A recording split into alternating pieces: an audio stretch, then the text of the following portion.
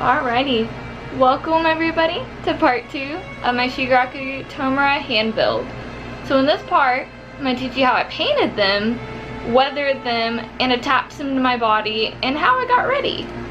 So, if you guys want to stick around, here comes the tutorial. The first part is to measure where the fingers touch on the wig.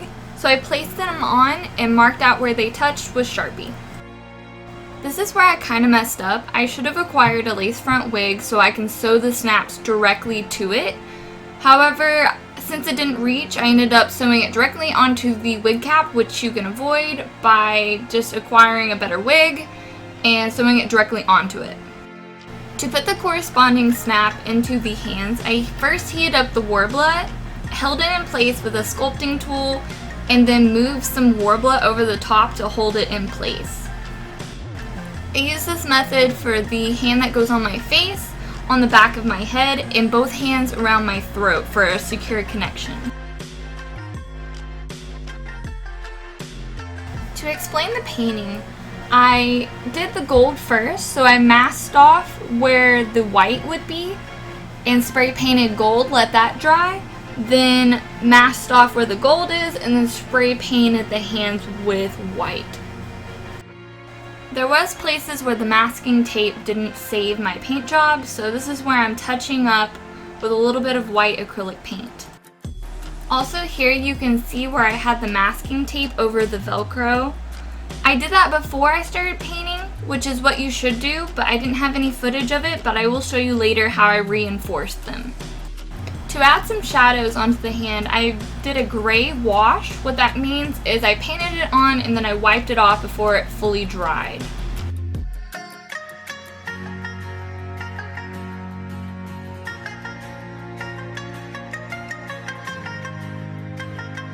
For me, this was probably one of the hardest parts because I was trying to find a good balance between cartoony and realism.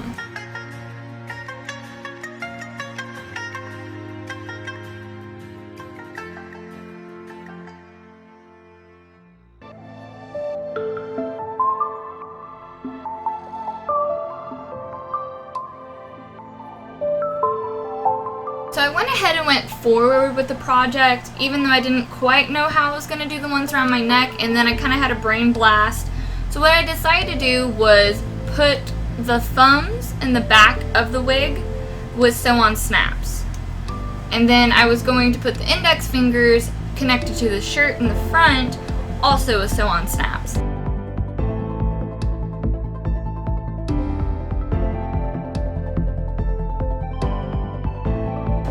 Kind of difficult to figure out where the fingers would actually connect to and where they actually sat on my body. So it's a lot of trial and error, and it does take a hot minute.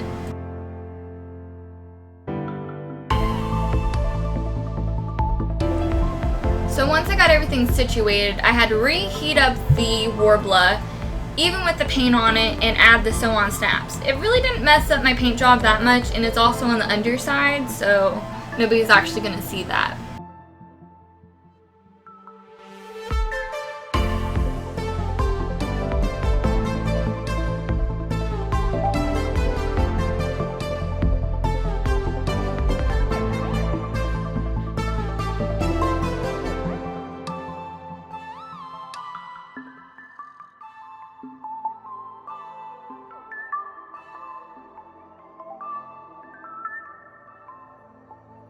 So this is where I recommend doing something different. I didn't want it to get too hot, so I was trying to avoid an undershirt by making these Velcro rings and then cutting slits in the shirt and attaching the hands to the rings through the cut up shirt.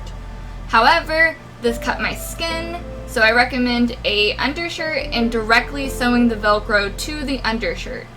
I decided to go without sewing it to him, and the Velcro rings ended up sliding down on the shirt, making the connection a little less secure, so some of the hands kept falling off.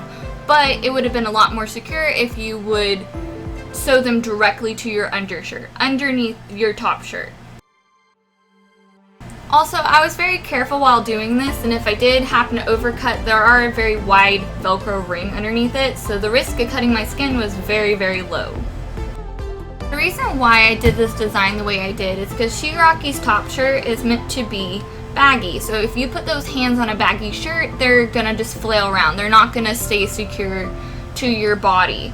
Therefore, I came up with the idea of having the Velcro underneath the shirt to hold it into place while also keeping a baggy shirt.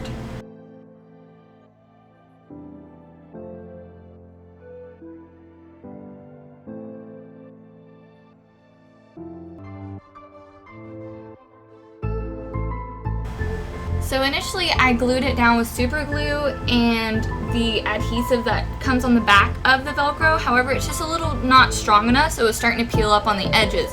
So to stop that, I just went around the edges with a very thick layer of super glue. So again, I would ignore this part of using the rings. I would sew them directly onto your undershirt because it does not work. Also, please excuse my really bad wig. I couldn't see how bad it was because I can't see in contacts very well. However, just get a lace front wig. It'll make your life better and it'll look a lot better. The bangs were an awful idea. I don't know why I did this. If you have a friend or a mom, please get their help in doing this. This was so hard to do blind. I couldn't see anything and I was on the struggle bus this entire time. I guess I also lost the footage where I sewed the Velcro to my top shirt. So for the shoulders, that was really secure. They did not budge. Also by the end here, I didn't get very good footage of the finished product. However, thank y'all if y'all made it to the end. And thank y'all for watching. I'm so sorry about the long wait. And I shouldn't have been able to dress myself blind. That looks awful.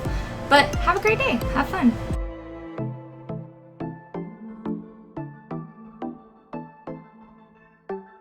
So, I think I've mastered the art of being like pretty terrifyingly ratchet, if that's what you want to call this.